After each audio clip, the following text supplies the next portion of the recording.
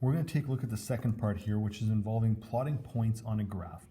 Now, hopefully this is somewhat review and we'll go through fairly quickly, but we're going to look at how do we take a look at a graph and do we plot points like this on a graph. So a second way to describe a linear function is through a graph.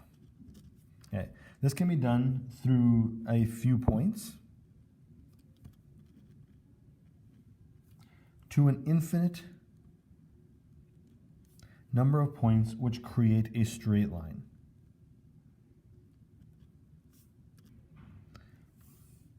And that infinite number of points would be considered a line. If it's along a straight line, it's going to represent a linear function. If we have something that's not a straight line, it's not a linear function. So it's important that we differentiate between the two. One is a linear function, one is not. The graph is going to consist of two variables.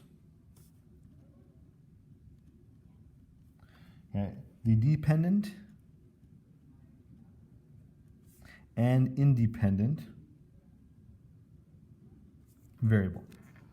Okay.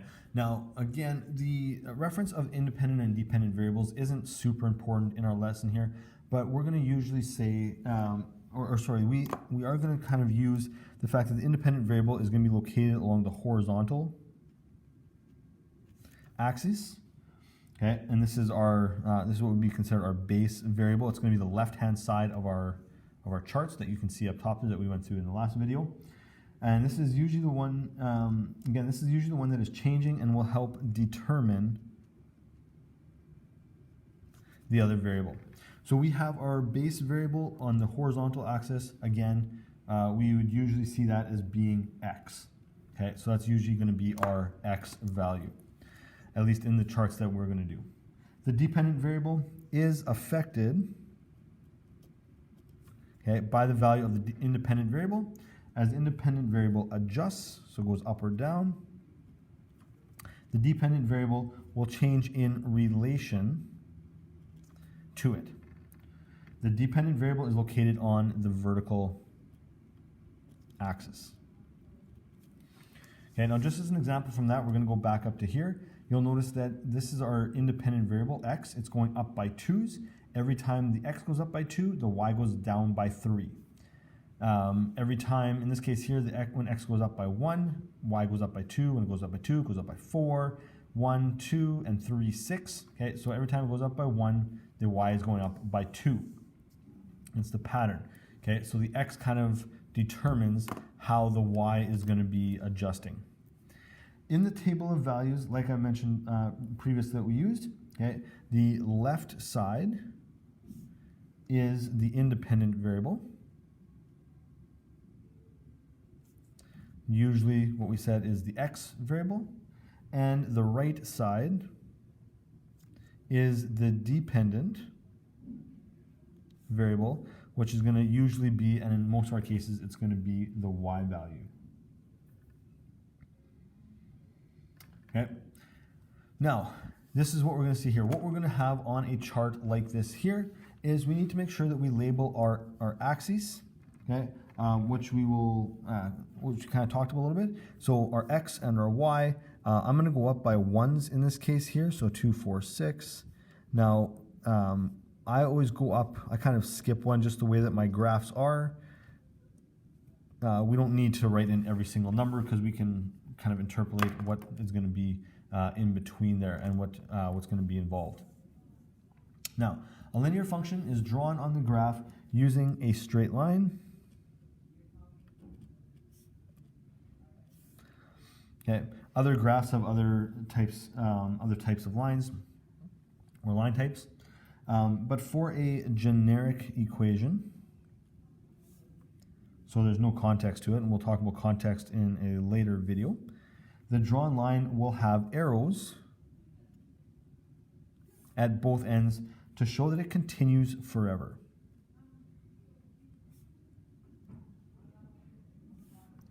Okay, lines with context may or may not continue forever, and they may or may not need arrows. Sometimes they might go in one direction or the other, and they wouldn't necessarily go across the board. So what a line is going to look like, and I'm going to draw it out over here, I'm going to try to draw it out between 2 points that work. So this would be a linear function. I'm going to say that it goes through these points right there, and it actually also goes through this point as well. Those are going to be some of our specific points that we will get into right away here. So, based on this here, every point on the graph can be given an address or location. Okay, this is done with what's called a coordinate point. The coordinate point is given in the following manner. It is the independent variable and then the dependent variable, or the x value and then the y value. Now I have 3 points that I've given here on the graph. Those 3 points there are what I'm going to call nice points. They go through an axis point. There is an infinite number of points here, and they would just include decimals potentially, and I'm not going to use decimals at this point here. So what we have is we have this point here. I'm just going to label it out here. On the x value, it is on the 3 line.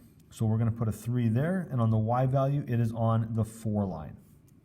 This is the 4 line of y, the 3 line of x, and so the meeting place and the address that it comes up with is 3, 4. This one right here is on the -2 line of x, sorry, the -2 of x, and the 0 line of y. So it's going to be -2, 0, which in fact would also be our x-intercept, which we'll get into in just a moment. And then the last one here is going to be at the -7 line of x and the -4 of y. And so that is our -7, -4 line. So that is how we could kind of plot our points, and we would be able to show where those points are. Okay. All right, there's a couple other things that I want to take a look at. And so I'm going to keep this paper close by me here so that I can put it back on. But we have a couple other specific things to look at. We have something called the origin. Okay? It is located where both variables are equal to 0, so it is the point 0, 0. This is not necessarily a point on the line. This is this point right here, which is at 0, 0. Okay, that is our origin. That is kind of where our graph is beginning. And then we have the point where the function crosses the y-axis, okay, when x is 0, and this is called the y-intercept. And before we get back to the page, I'm going to also do the next one. It is the point where the line crosses the x-axis when y is 0 is called the x-intercept. And on the graph here, we've already actually labeled the x-intercept. It's right here. So where it crosses the x-axis, it's -2, 0. Notice y is 0. The y-intercept is going to be right here. This is going to be at 0, and I think that is somewhere around like 1.75-ish, 1.8. I'm going to say 1.8 roughly. Okay. I don't have the exact number, but that would be our y-intercept. It's where x is equal to 0. There's a couple ways of drawing out a graph or labeling our graph. We want to make sure that we label all those points that are on the graph as well. So let's look at plotting out points and how we can do that. We can plot the following points on a provided graph. Does each group of points represent a linear function? So I have 2 groups, I have 1 and 2, and we're going to see if they represent a linear function. Now, if we look at all these numbers here, we want to make a graph that is suitable for all those numbers.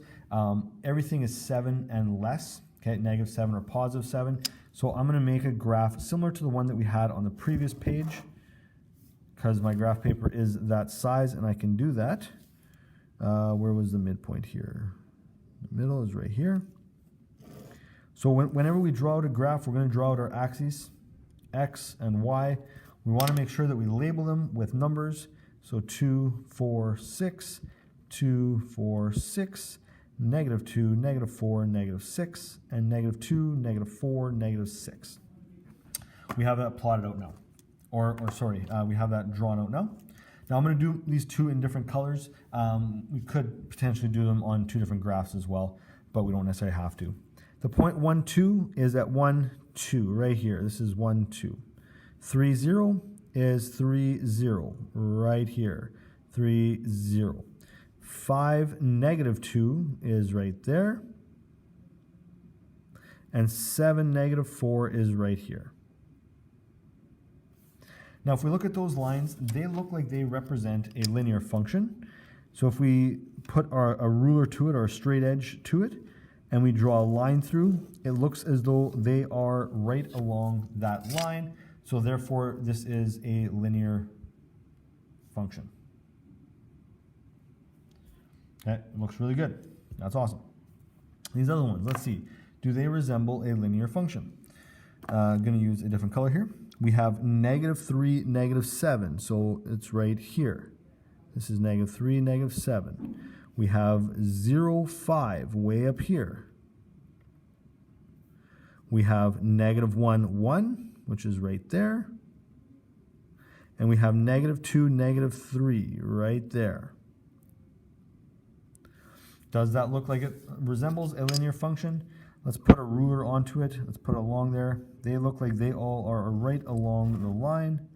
And so this is, in fact, a linear function as well. So they're both linear functions, as those points do follow along a linear pattern, and they are along a linear line. That's what represents a linear function, okay, if they're along a linear line.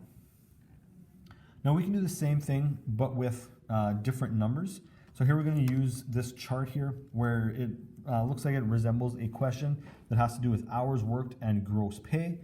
And so we're going to have, again, the x and the y. So this is going to be the point 1, 15, the point 2, 30, the point 3, 45, 4, 60, and 5, 75.